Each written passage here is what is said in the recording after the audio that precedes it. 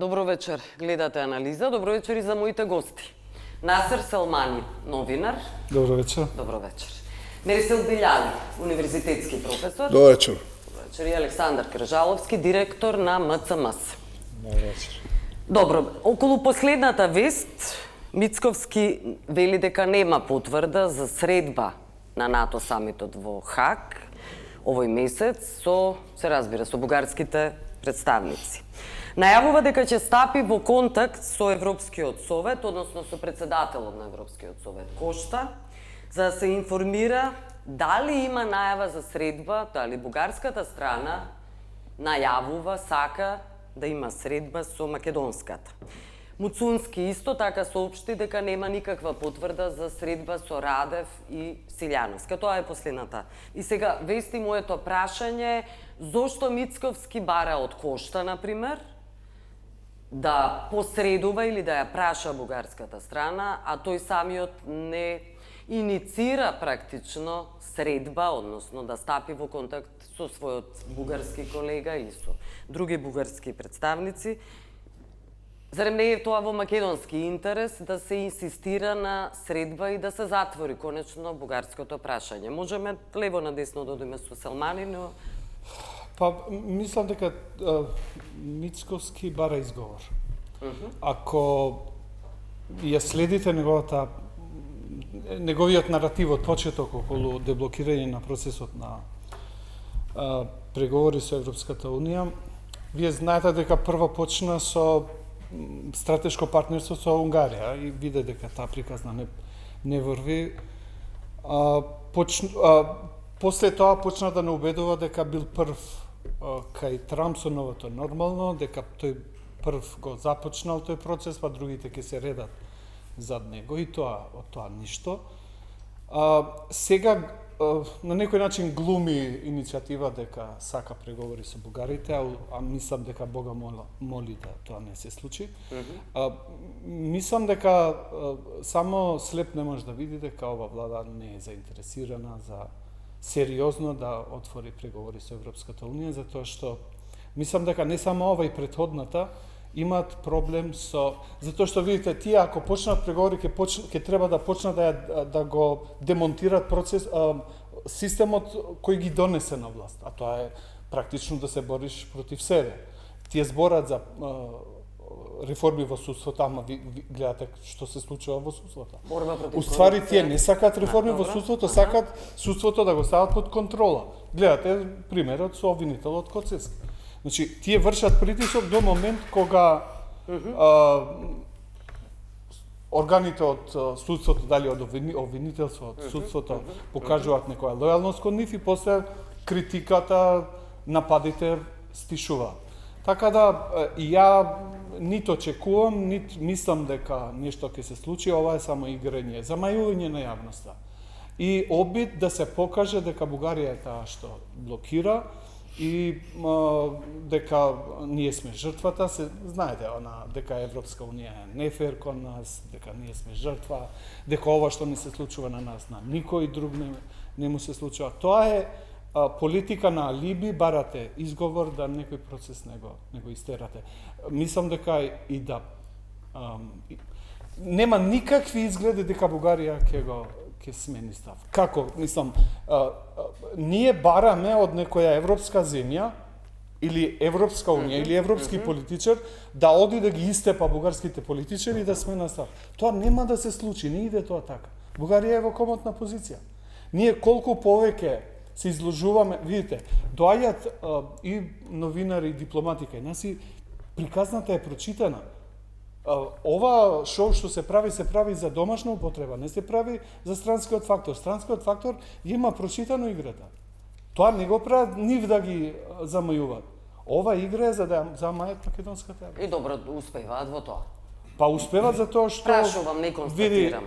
Па успеваат затоа што опозицијата е мртва, медиумите полумртви и практично ти имат комотна позиција. Вие гледате дека постојано промовираат глупи ставови, а во медиумите тоа врви, никој не ги критикува. Добро, Или ретко кој ги критикува. Добро, оваа Ајде да телевизија видам покоректно. секогаш била Да, критична кон 24, било да. која власт. Има и некои Сеедно која други власт, медиуми, да. меѓутоа Добро. грото медиуми во Македонија ја следат таа нарација и не се обидуваат, например, на очигледни неуспех на владата, не само што не критикуваат, него се воздржуваат и да постават прашања, вие знаете подобро од мене. Добро. Ајде, одиме со Мирсел Билјали. Еве, да сублимираме. Станува ли збор за глумење на Мицкоски, како што вели Насер Селмани? Практично не сака да реши ништо, да седне на заедничка маса со Бугарија и еве со понудата, која е само понудата. Силјановска, Кошта, фон дер Лајен, Каја Калас, на една маса, можност да биде генералниот секретар на НАТО Руте во Хаг, да се разговара Македонија и Бугарија и овие високи политички функционери да бидат на средбата. Па видовме ние во најновата вест, нели беше сега од бугарскиот министер за надворешни работи, дека ние немаме дополнителни барања, иако проблемот реално не е проблем сега, бар од формално правен аспект, меѓу Македонија и Бугарија. Туку меѓу Македонија и Европска унија, од сите тие обврски кои произлегуваат од Се подпишани со ЕУ. да, тие значи носат печат на Европската унија. Тоа што се нарекува француски предлог, зад кој стојат врвни Добро, автори на колоквијално го меѓународното нарекуваме. право, Да, како да. советници на Макрон и потоа се натоварува на друг човек кој има албанска етничка националност тука, тоа нема врска. Значи, ние практично немаме проблем со бугарите, тоа вештачки го создаваме, ние имаме сериозен проблем со Европска унија, оти не сакаме таму и сега треба да испитуваме, анализираме, проценуваме зошто не сакаме. И тоа има некаква причина и ја мислам дека одговорот ќе следи многу брзо, од кога ќе се случуваат некакви промени во септември. Најверојатно ќе има промени у Србија, ќе дојде друга влада која ќе има диаметрално поинаква оптимистичен, Билјали. ориентација. И друго, значи, кога сакате нешто, ќе најдете, значи, стотина поводи за да го реализирате тоа. Ако не сакате, ќе измислите стотина причини за да не го правите тоа. Тоа нам ни се случува моментално, за жал и не случајно ние, значи 35 години, никако да ја научиме лекцијата. Дури да бевме паметни, ние ќе бевме меѓу првите држави членки на Европската унија да го прифатиме тој предлог од рање, вие се сеќавате, Република Македонија во заграда Скопје, само за надворешна употреба. Значи ние доциме за да прифатиме уште полошо решение, и упорно како магаре пред мост ја повторам истата грешка. Тоа не е проблем. Многу децениска грешка. И сметате дека неколку децени и така ќе заврши и овој спор? И ја мислам дека се уште не се гледа, нема на повидок ништо. Да бевме паметни да го решававме на време овој проблем, најверојатно сега ќе бевме втора меѓу сите источни или југоисточни држави што беа дополнително зачлените во Европската унија, значи после Словенија, најверојатно и пред Хрватска, и со стандард се претпоставуваат добрите економисти, велат дека со добра правна, функционална држава, владеена право и така натаму, ние сега ќе имавме околу 1600 евра просечна плата. А ние стагниравме, луѓе ни бега до тука, никако умот, се ни бега, само умот не ни се враќа. Тоа е проблем. Добро. Ајде, Кршаловски, на крај. Да се надоврзам на ова, дека тоа е проблемот со така наречените историски одлуки. Не знаеме што ќе беше да се донесеше Тоа се другачија хипотетички одлука, точно некакви. ама пак гледајќи во историјата не е дека не попуштавме ние, името беше поранешна, го заборавивме веќе, поранешна Југословенска република Македонија. Тоа беше одстапката наша за да немаме проблеми и да бидеме да одиме на патот и судот во Хаг констатира дека ние сме направиле што требало да направиме, ама Грција не го почитувала договорот од 95-та и не блокираше. Добро, иако беше тоа привремено име. Така? Мора да се биде чесен и мораше да дојде до Да, некое ама во самиот заедничко договор речение. не, пишуваше дека не сме да ги попречуваме. Да. Така да и се потврди на меѓународно ниво тоа. Што го прави и Бугарија. Инаку да, ако и палестинците сигурно ќе ме подобро ако се решат да се оцелат, така и Ривиера ќе има таму и се ќе биде убаво. Ама нели не се баш лесни тие одлуки како што може да изгледа. И да не забораваме зошто вака е ситуацијата сега, затоа што на избори тоа победи. Тие што се согласија на францускиот предлог завршија со 18 пратеници. Така, затоа што и на нашите анкети и во тоа време, и за време на изборите, над 75% од граѓаните на Македонија беа против францускиот предлог и над 85% од етничките македонци. Значи, ова задира во сршта, во нашиот идентитет, во нашето човечко достоинство. А не знам кои стручњаци му го пишувале на Макрон предлогот, ама ја колку што гледав, 5 од 6 европски вредности ги прекршува. Прва е човечкото достоинство. Значи, број 1 вредност у Европа е human dignity, човечко достоинство. Ако ова не го нарушува, не знам што го нарушува. Така да не е толку... Бугарите во уставот е нарушување на дигнитетот. Не, говори за целиот предлог. Да. Не, добро, јас... Ама тоа е да не бидам адвокат. Почнување на преговори. Да. Тоа е тоа е услов. Ако тоа се тргне, ние почнуваме преговори. Има уште нешто. Во пакет е тоа. Не, има уште Мислам нешто дека не во однос Кржаловски. на грците. 2004 година бев советник на Бучковски. И имавме една неформална средба или полутајна средба во нивната амбасада во Брисел. Тогаш беше премиер Мицотакис. Не Карамалис беше. И тој кажа вако, и веројатно имал огромен притисок од американците да не ја попречува Република Македонија тогаш да се зачлени во Европска унија и НАТО. И тој кажа буквално вака, ево цитира. Значи, не во случајно да се надеваде дека ќе ве поддржиме со уставното име, тоа ни во сон. Ние ќе ве поддржиме и за НАТО, и за Европска унија со времената референца. Тоа што беше фајно.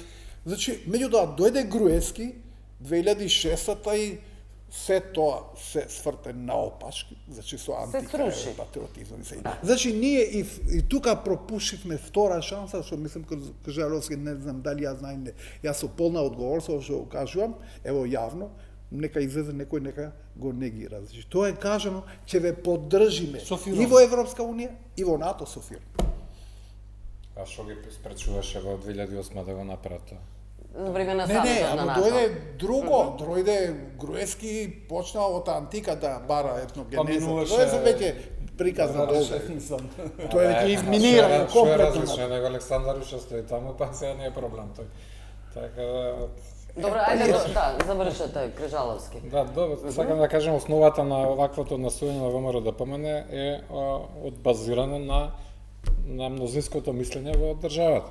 Дека под ваков начин, вакви услови не е прифатливо да се оди понатаму. Иако и тие суштински не се против, и го имат изјавено тоа, немаме ништо против и бугари, хрвати и црногорци да се додадат во устав, ама ние кој ќе решиме така, а не да не условуваат со така. Тоа покажува дека не се. Или која ќе го стават бугарите во нивниот устав, и македонци и ромји. Тоа никогаш не беше Но, случај. мнозинско мислење кога Дегол ќе слуша, веројатно катастрофа.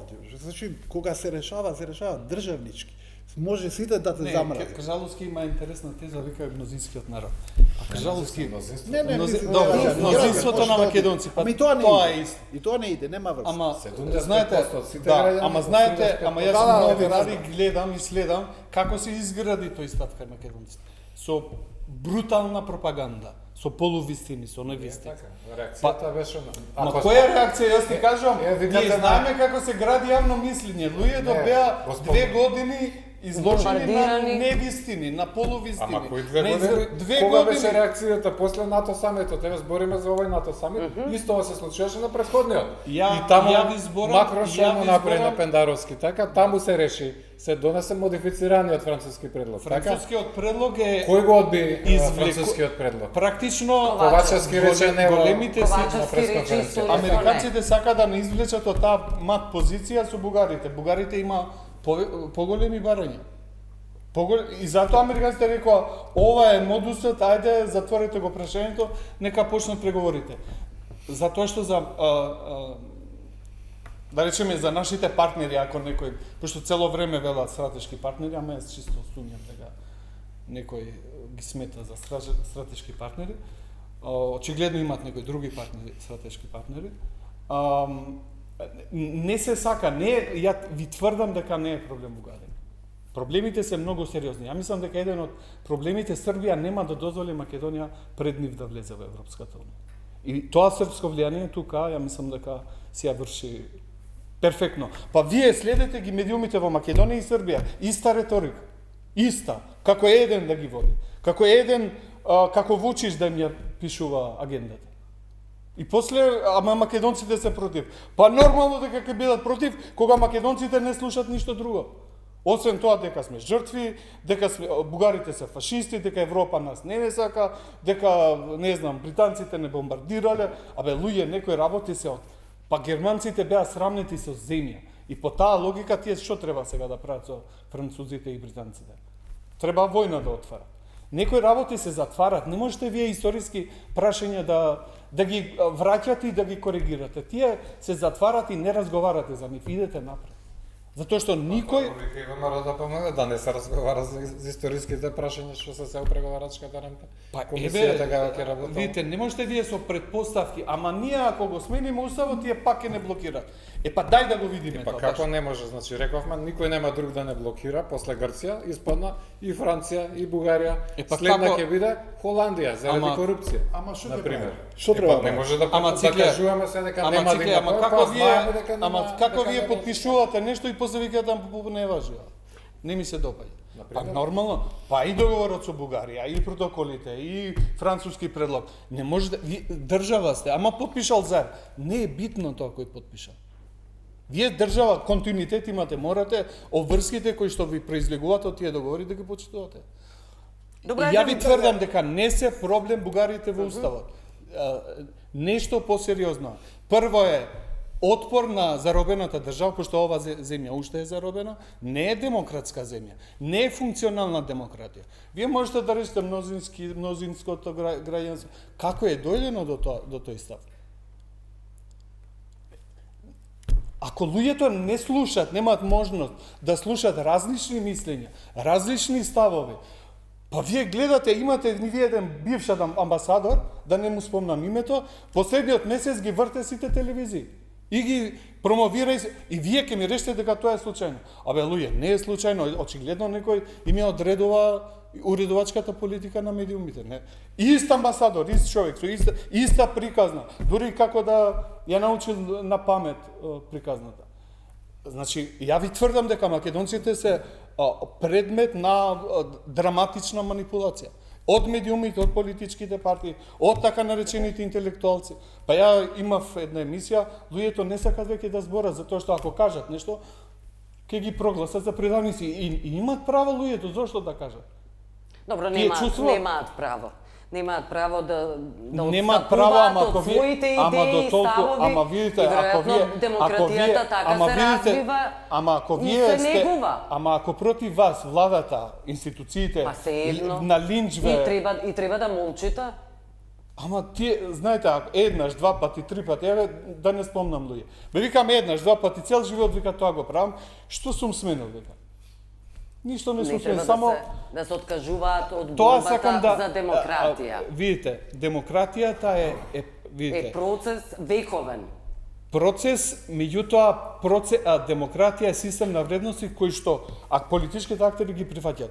Нашите политички партии, овие кои што се на сцена, немаат врска со демократски вредности. Немаат врска. Ако вие видите, ја еднаш на поранешниот премиер, нели од ЗНМ и викам... Ајде им дај само една... Викам, вие мислите, пошто Меркел беше тогаш канцелар на Германија, вие мислите дека Меркел не може да ги контролира медиумите во Германија? Па тие уште подобро од вас знаат како тоа да го прават, ама не го прават, затоа што веруваат во слободата на медиумите. Овие партии не веруваат во тоа. Да. Мирсо Билјани, сакавте да се... Не, мислам, рационална влада или власт, дали сака да ги решава проблемите или да ги проблематизира решенията. Да ги докомплицира, да. Мислам дека ние сме сведоци низа години, значи не само ова власт сега, посебно десниот блок, левиот блок веќе добива прекарна предавничка структура и сега не знам колку ќе плати поради тоа. Значи ние проблематизираме секое решение. Ама таа предавничка структура ја внесе ова земја во нас. Така е. Значи наместо да прифатиме тоа што е рационално и да тргнеме, ние едноставно ќе смислиме пак сопки. Ево, а не си во позиција тоа така направиш, а си бил во позиција да бидеш во позиција да диктираш, си пропуши шанса. И тоа е неповратно. И не можеш сега да бараш, слушај, ај сега вие прифатите таму дека имате македонско малцинство. Тоа не ви иде. Тоа е нерационално сега. А можело да биде, значи кога ние турбо ќе тргнавме од Европската унија, веројатно ние ќе условувавме, ќе уценувавме, бугарите ќе плачеа сега наместо нас. А ние сега сме 35 години во иста состојба. Кој рационален, ако политички го гледа, секој политичар треба да решава проблеми. Колку да се тие горлеви, колку да се тие чувствителни, колку да јавност се има одвратност, вие ќе пожртвувате од тоа државниците, значи секогаш пожртвувај своја кариера за интересите на државите, на нациите. Кај нас не се сака да се пожртвува нула од рейтингот. Баш кај што има некоја позаднија што се мани со право, вели, која е невидлива, која може само е претпоставка што се очекува од тоа. Моje мислење дека ова нема да најде во некакво решение, како ќе се рефлектира тоа во наредните 2 години и јас не знам оти ќе има случувања огромни, дај Боже и да нема некакви случувања лоши во посебно северниот сосед, но и од финансиски аспект. Значи сега е пред вратите да преговорите чекат Украина, само да се реши проблем со нив и Молдавија.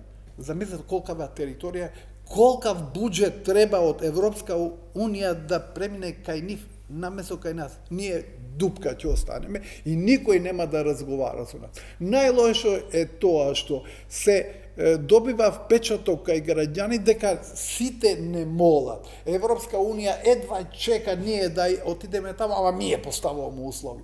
Ма човек, ние треба да молиме цел ден. Ајде околу поставување услови, јас сакам Кржаловски да го прашам. Барањето на премиерот Мицковски во Комитетот за малцинства во Бугарија, дека сака да види македонец или инаку нема да отстапам за милиметрова е стара, нели изјава од пред ултимативна комуникација, што е недозволено. За уставните измени, нема да отстапам ни милиметар за уставните измени и освен тоа, тој побара на тие разговори претходно пред 2-3 недели беше тоа на самитот на НАТО во Хаг, Бугарија да биде таа што ќе објасни каде исчезнаа тие 200.000 македонци, знаете таа изјава од 56 до 65-та, мислам, беше така, имам запишана. Добро, и да се признаат оние присуди во Страсбур и така натаму. Не е ли тоа, како што вели Еве Билјали и Селмани, дека ситуацијата премногу се комплицира за никогаш практично да не може да се реши со нови барања до Бугарија?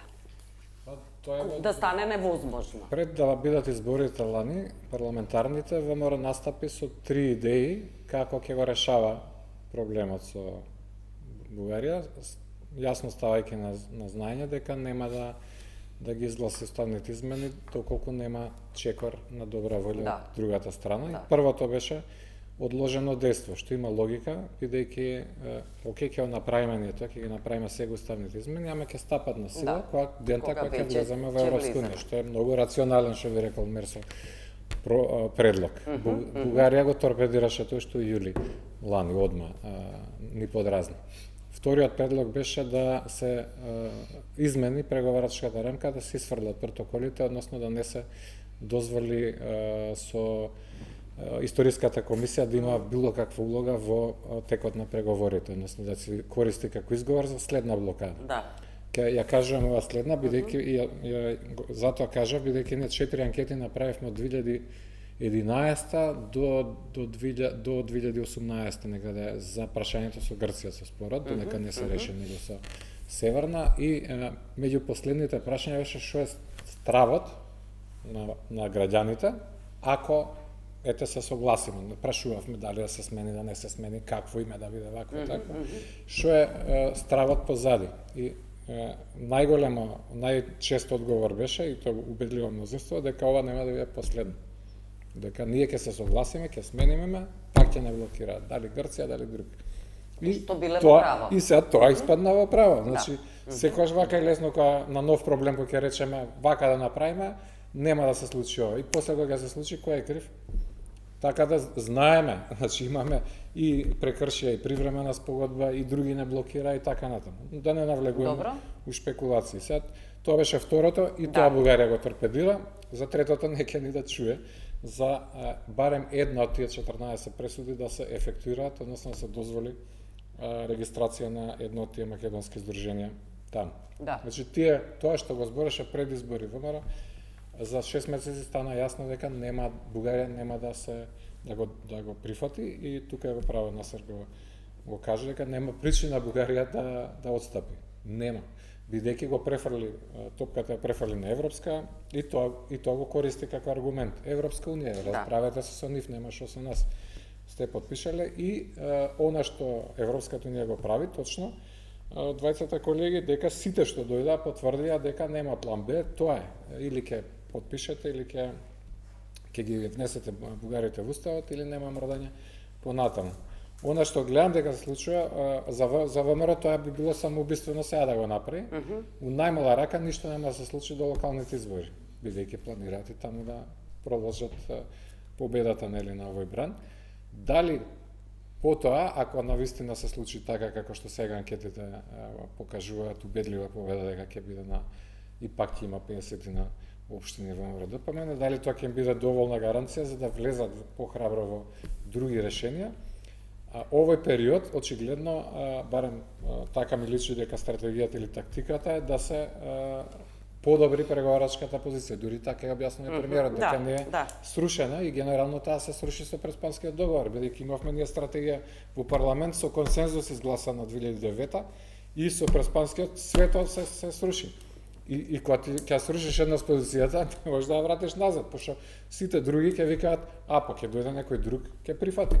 И така и Мерсел тоа го заговара, дека мора да се прифати ова што е. Па мора, пошто некој се нашол да прифати, да не сме прифаќале. Стигнавме до колку? 137 земји не признаа составното име. Колку ќе имавме сега? Еви Палестина, почнаа со 2-30 земји, сега има 167 имаат признаено со таа бројка И Газа е прашање срамата земја. Каква фајда имат палестинците дека ги... Добро де, па и на Смилевскиот конгрес кога ВМРО решил Илинденско стание да крива, знае дека 100.000 жртви ќе има, ама затоа се имаме слобода. Зашо решиле таму? Не знаеле дека турскиот Аскер Лон ќе направи после тоа? Значи тоа е човечкото достоинство, тоа е слободата, тие се тие вредности на кои се базира Европа. Така да, зошто се правеше Охридскиот договор? Зошто не се откажете ако е толку лесно? Ева, се откажуваме, речете албанците од Охридскиот договор. И тоа поради Мицкоски нека го прифати ова, албанците да се откажат. Ама и тоа поради наете доведен до тоа. Например. Може, може. Цена врста Охридскиот договор не разбирам со... Заради оставките, зошто да не се остапи, да се врати назад ситуацијата. Па зошто се беше целата таа борба така? Што ќе смени тоа ако се па ако не смени ништо да го вратиме, ама кој ќе го врати сега назад? Ќе се согласи нека... Ама какви позиции... Дали е лесно? Не, работата е какви позиции ќе има Македонија во однос на преговарачкиот процес со Европска унија? Не, ама секогаш треба да се постави прашањето аргументум а контра. Сака да каже Кржаловски борбата резултирала, борбата на албанците резултирала со Охридски договор. И заради тоа и македонците сакаат да се борат и да резултира со некаков договор достоинствен. Манипулацијата, пропагандата почива на чувства. Да. Достоинство, дигнитет. Да. Европска вредност е броена 600, ама тоа е дефиниција, не, тоа е дефиниција за пропаганда. Луѓето се таргетира чувствата на луѓето, не рациото, него чувството. Ние сме горди македонци, готово. Кој е тој македонец што нема да го повтори тоа? Ама прашањето што лежи за тоа? Што добива македонецот од тоа јас сум горд Македонија? Сите отидоа на запад. Зошто мислите вие дека тие македонци што зема бугарски пасош горди македонци се?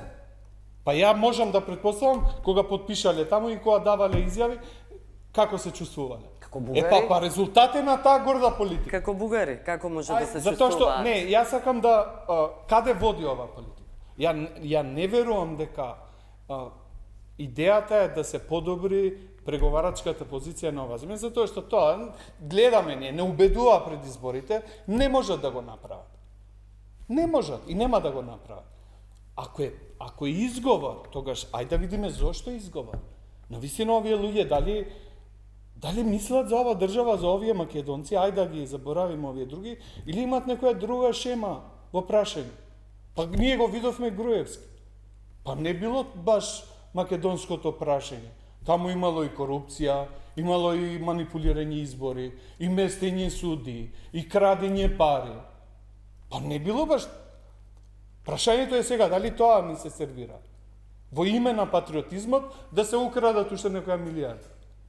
Македонецот ова и сите граѓани на Македонија на ова треба да се фокусират. Дали е ова приказна да не заглава за да можат овие во наредните 3, 4, 5 години да направат тоа што мислат да направат. Тоа што го правеше Претпоставувате дека ќе биде идентична приказна па ја не мислам дека Мицкоски имат, со Груевски? видите, овие имат Но тоа е предпоставка. прават превид во една работа. Македонија е членка на НАТО. Тие на тоа не го рачунат. Затоа што ние кога влеговме тамо, имаме и права и гаранции за нашата безбедност, но имаме и обврски. Да, ја мислам дека уште е рано, ама некој ќе дојде и ќе тропне на врата и ќе рече вака, нема ште да си поигрувате со ова. Затоа што сега во Европа, луѓе, ако следите што се случува во Украина, можно е да има директен конфликт меѓу Украина и НАТО. Русија и НАТО во Украина. Замислите вие европска војна, вие овде се бавите со некои работи кои што реално ја се сомневам, немам докази, не сум разузнавање да знам, ама приказната ми е по две линии. Ова влада не е европска, дефинитивно. Ова политичка матрица не се чувствува удобно во таа средина, затоа што таму има правила, процедури, закони. Не можете вие да правите ова што сега го правите тука. Да позајмувате, па да излезете да речете, па ние најдобриот, како се вика, заем сме го земале, со најефтини и тоа да помине. Не можете таму тоа да го правите. Не можете тендери да ви поминат така како што ви поминуваат тука, затоа што ќе треба транспарентност. Не е проблем Бугарија, пак повторувам. Проблем е некоја да ја дадат ова структура која што Прибе викаше дека е заробена држава, јас викам најодговорна, викам полициска држава.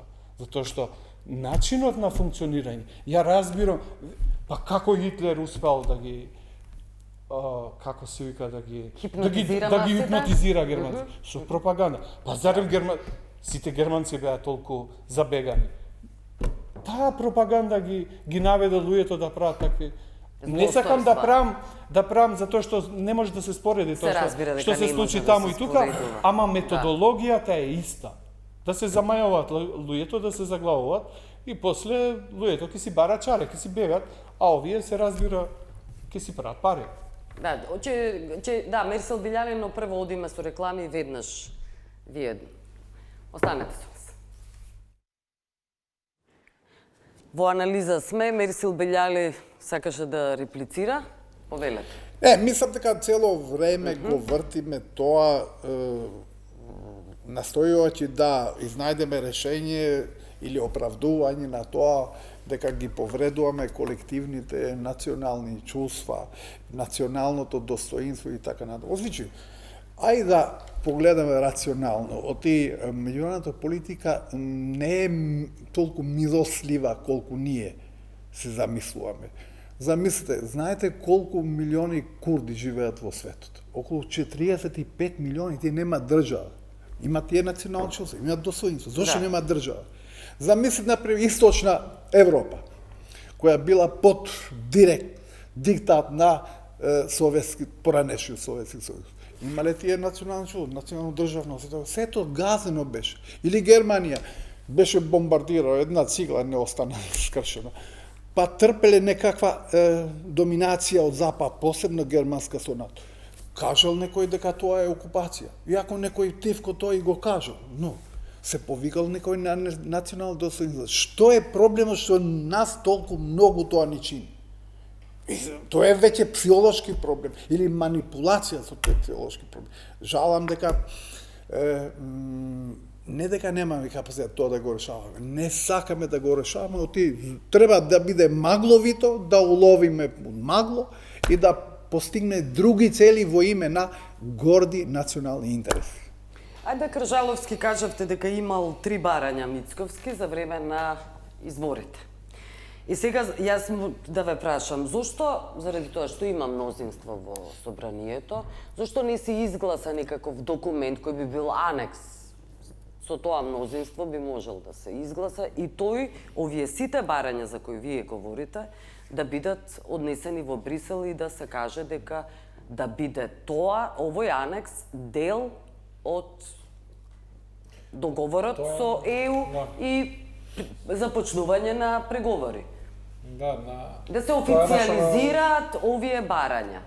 Тоа е што го говоревме претходно и тоа е позади она приказна за гаранции. Да. Пошто цело време, дури од изборите, тоа не го спомнавме преска, се зборува за некакви гаранции. Кои се отфрлаат од страна на високите функционери. И затоа веројатно кај нас не се прави. Но да се изгласа тоа моето прашање. Зошто на тоа не работи мнозинството? Го споменав тоа дека ете у време на Груевска, што 2009 се изгради националната позиција за спорот со Грција. Консензус беше и ДУИ гласа, и СДСМ гласа, и 9 точки имаше таму. Ама помина времето, не се отиде и дојде време, некој ги прекрши тие, не донесе нова резолуција која ќе биде новата стратегија, туку се отворли, таа се погази, така да речем. Така да нема многу смисла сега да се прави нова, иако никогаш не е лошо нели да има консензус. И ја мислам дека клучната грешка од сето ова е што кога се договараше Преспанскиот договор, не се обезбеди поддршка од ВМРО ДПМН. Добро, сега да се фокусираме на бугарскиот спор. Барате поддршка од СДСМ и во овој случај. Тоа сакате да кажете. Да, и го најави Филипче, тоа го најави дека има простор за таква нешто да се направи. Значи, ако ништо друго, во оваа нова ситуација да се изгради таа национална позиција, бидејќи гледаме како во Бугарија се случува. Последниот пат ниеден немаше против. Во 2019 кога се усвојуваше францускиот предлог, барем 4 беа против. Да. Во тоа, ама има национален консензус и затоа Европската унија вика па овие сите мислат така. И нема како да ги убедиме или кого да убедиме таму. Кај е полесно, каде што има раздор. Ама тоа никогаш нема да се случи, Крчаловски. Заради тоа ве прашувам, Мицковски има мнозинство во парламентот. Зошто тоа не го понуди на Брисел? Со еден документ, пишан документ, официјално да каже дека ова е неговото барање и од кое не отстапува. И тоа да биде вметнато во тој договор. Ја мислам дека тоа го прават. За пристапни преговори. Ама за сега има, како се вика, како што рече Насар, има амблок одбивање и од Европската унија. Сите што, баш го спомнавме, нели, Калас дојде и Кошта дојде, сите рекоа нема план Б, тоа е со нас. Но тој никогаш не понудил, не кажал дека... Не знаеме што се прави... Официјално никогаш не излегол дека да каже дека понудил некакво решение. Не го кажал конкретно, ама кажал дека се прават и разговори и преговори во Европска унија, главни во Европската народна партија, во ЕПП, нели?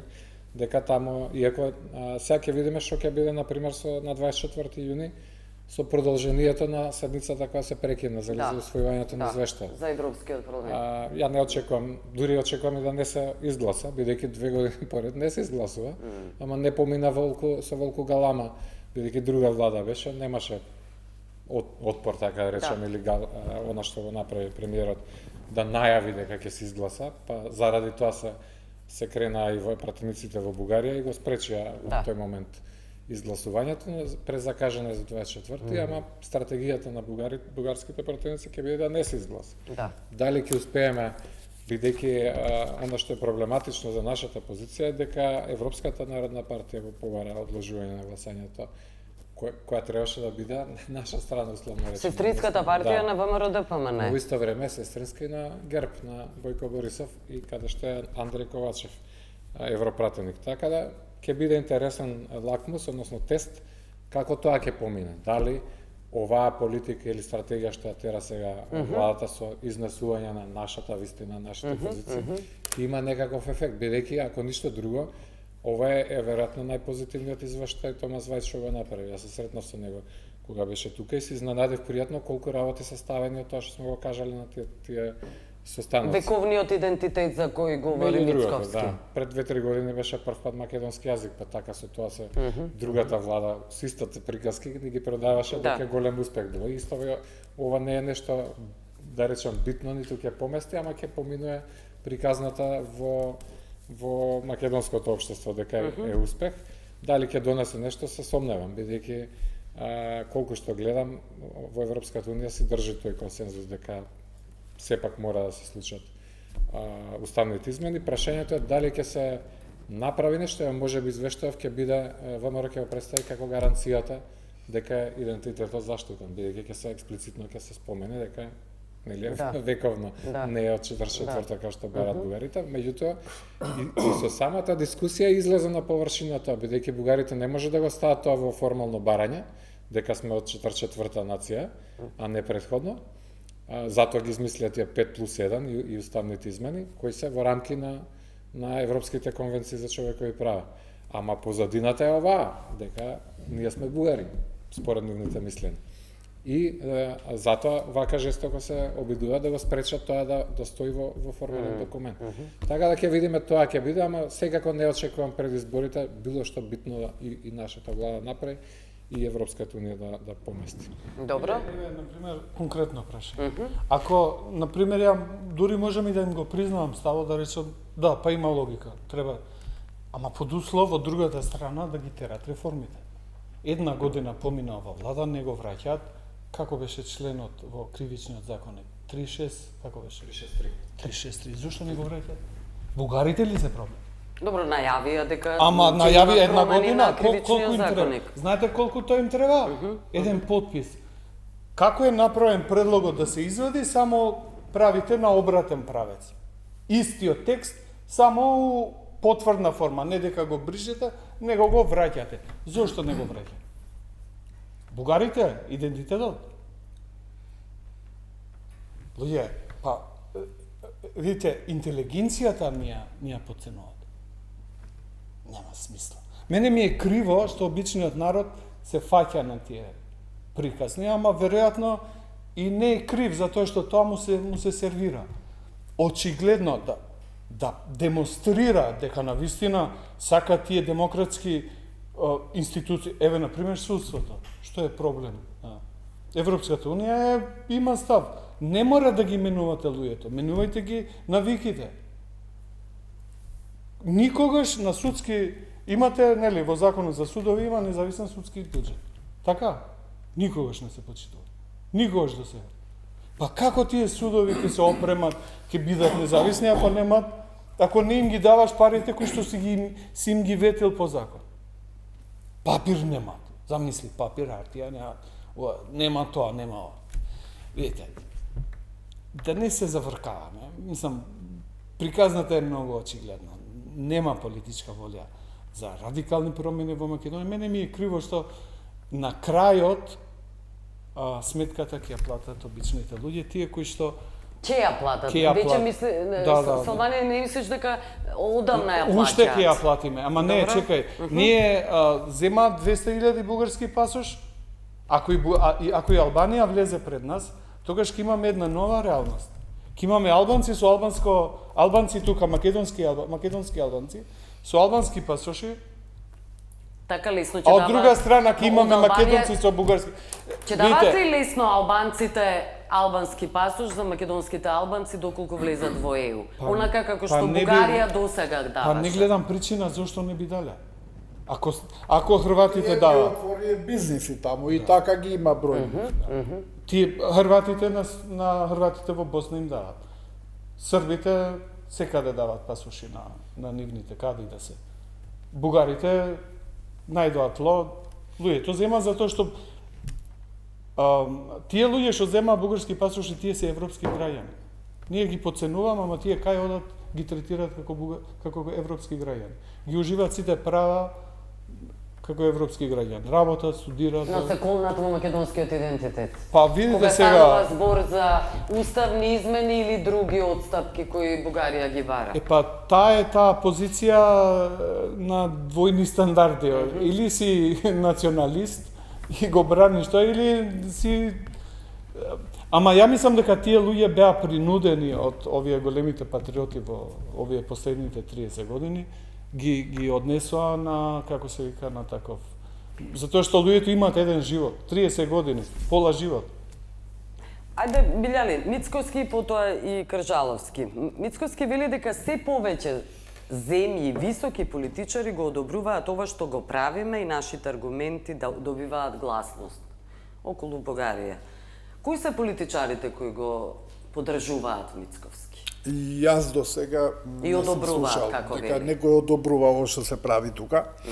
Реално, значи, преговарањето, мировните преговори, мировните студии, ако сакате да имате резултати во тоа што е целта меѓу две или повеќе страни вклучени во одредени сегменти или спорови и така натаму, прва точка што учи. Значи, треба да се демисифицира проблемот, спорот.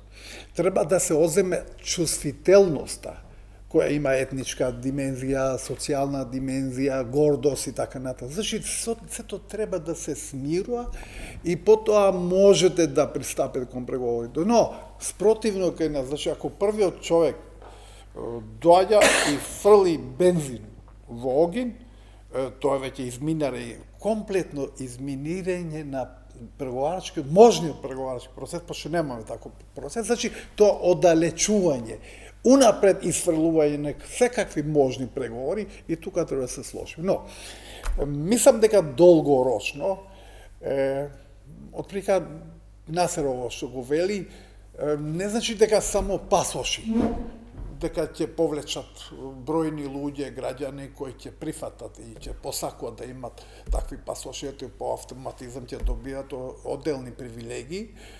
Туку едноставно луѓето ќе се замарат, ќе дојдат до една точка и ќе кажат нема иднина. Тоа е најлошото. Значи, загубивме 50 години. Ние веќе 35 години сме ги загубиле. Тоа е трагично и тажно. Значи, ајде да почекаме уште 15 години, макотрно. И ќе луѓе спонтано ќе каже не иде, не бива од тоа. Што ќе правиме тогаш? Каде ќе го најдеме решението? Утре ќе дојде Албанија, може да не блокира, не е проблем.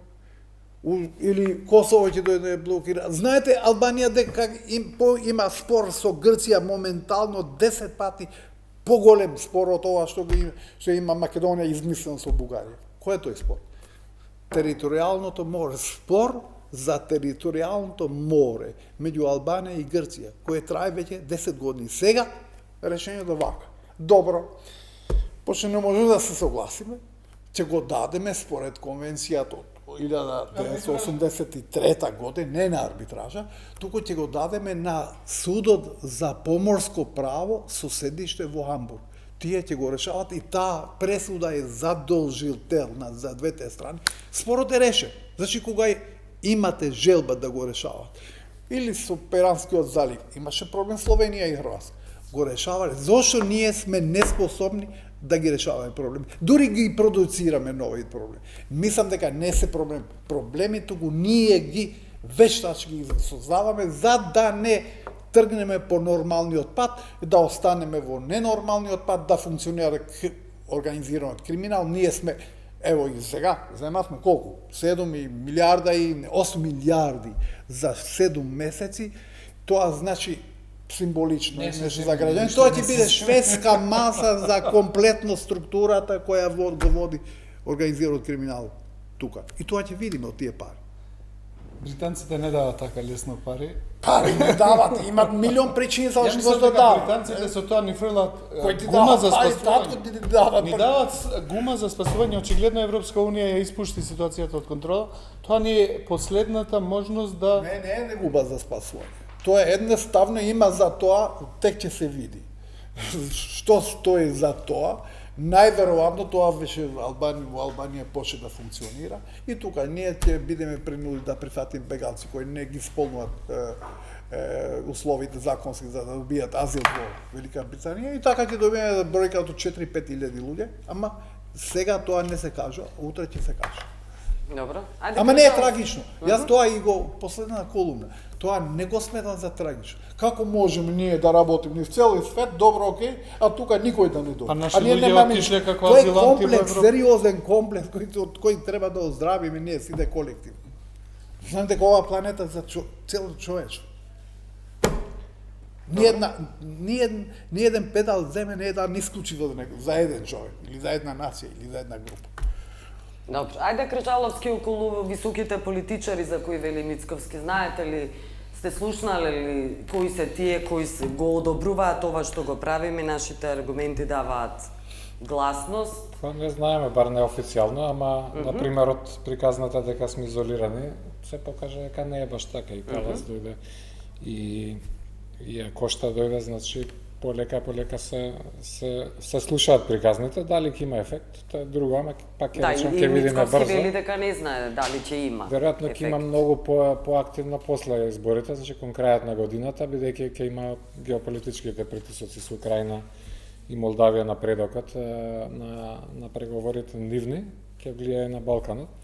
Да видиме како ќе биде, а не верувам ова што го спомна за Вучич дека толку лесно ќе се случи, иако има масовни протести подолго време, ама дека во септември ќе Падот на Вучич го предвида Билјани. Туку да, така да не очекувам ништо драматично пред локалните избори, потоа веројатно ќе има поинтензивно и ќе видиме што биле ефектите од сите овие разговори, дали поминала нека од тие приказни и дали ќе има некаква гаранција што барем тука ќе се продаде како такви, иако реално и си самите ни е јасно и сите така викаат нема никакви гаранции. Малце да рефлектирам на ова што две-три работи што кажа Мерсел за изгубено во време на патот кон Европската унија. Сега сме 2025-та, претходна влада нешто најавуваше 2030-та, ама тоа беше ако ги почнеме лани или преклани преговорите, значи сега не е реално да се очекува до 2035-та веројатно да станеме членка. Од 90-та до тогаш ќе има 45 години, истиот период колку што ние го поминавме Југославија, од кои веќе поминаат 35, така.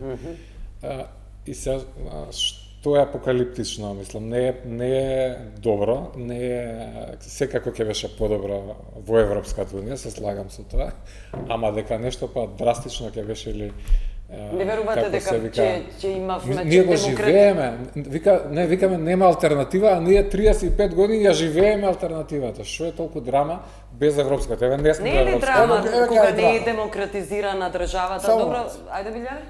Ево кај драма. Се спомна Македонија под Југославија. Тоа била привилегирана, мислам, загалено дете Македонија била во рамките на таа федерација. Другите членки секогаш биле притиснати, Македонија секогаш била разгалена, реално и постигнала голем економски успех. Тука не може да кажеш дека загубила време. Ние тука губиме време. Замислите, бугарите биле катастрофа за нас. Значи, кај нас беше просечна 250 марки, тогаш изборот за 92. Да. Тамо беше 75 марки. Сега просечна плата кај нив е 1100 евра. Ние да ги решававме проблеми на време. Сега просечната плата во Македонија според сите параметри е 1600-1700 евра.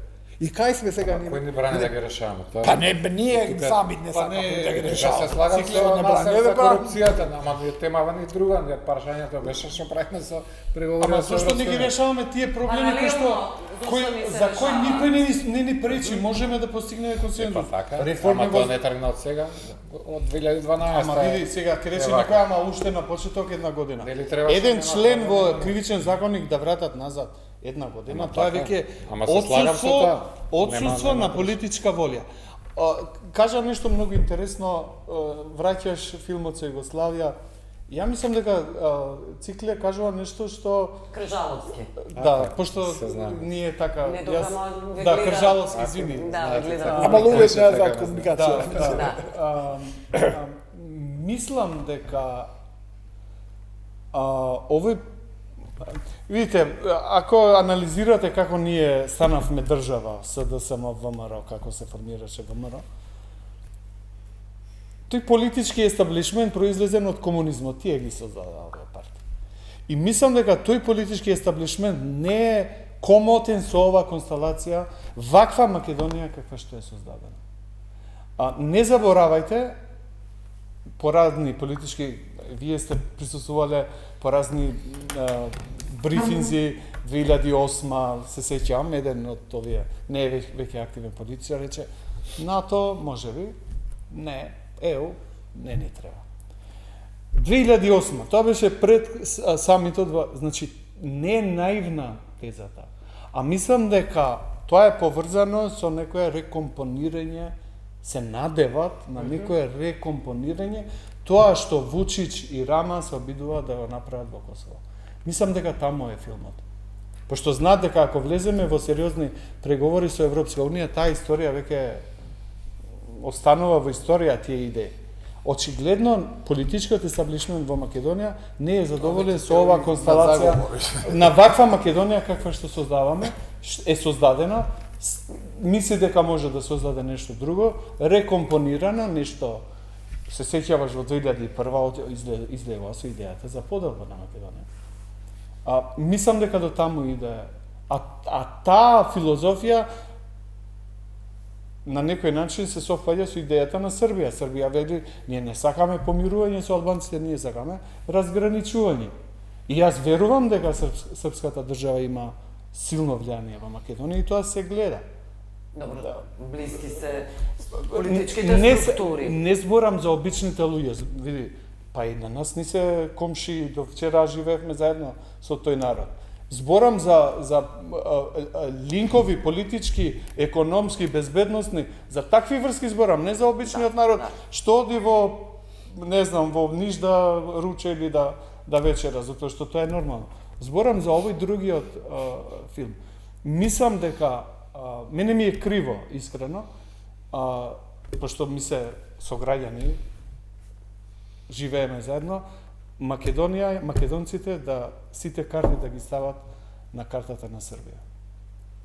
Може да излезе позитивно, ама може и на Вучич. На Вучич. Да бидеме попрецизни. Не мислам, луѓе, немојте да ме разберете Србија. Србија да е демократска земја. Да. И јас ке сакам да сме да имаме, па нека бидеме и под влијание на Србија. Демократска Србија. Ке не влече. Ама ваква Србија не влече назад. Но добро, под власт на Вучич, да прецизираме за каква Србија говориме. Па ние гледаме за каква Тоа Србија. гледаме Во дека што ја претвори Србија Вучич. Да. Нели, ветуваше дека ќе гледаме ги дека реши има и проблеми. прогресивни сили таму кои протестираат против Не, србите, видите, србите ќе се будат. Не може србите да. знаат и да се бунтуват. Да. Дали ќе успеат? Мислам, види, крај Вучич сме. веќе нема приказна. Ветуваше дека ќе реши проблеми, не ги реши проблеми. не го Ветуваше дека ќе ја внесе земјата во не успева во тоа. Сега веќе се бави самиот со себе. Види, тоа Затоа е- велам, погрешно е сите карти ова земја да ги стави на Вучич, на владата на Вучич, да прецизираме. На крај сме благодарам што бевте гости. Благодарам што ме гледавте, пријатно.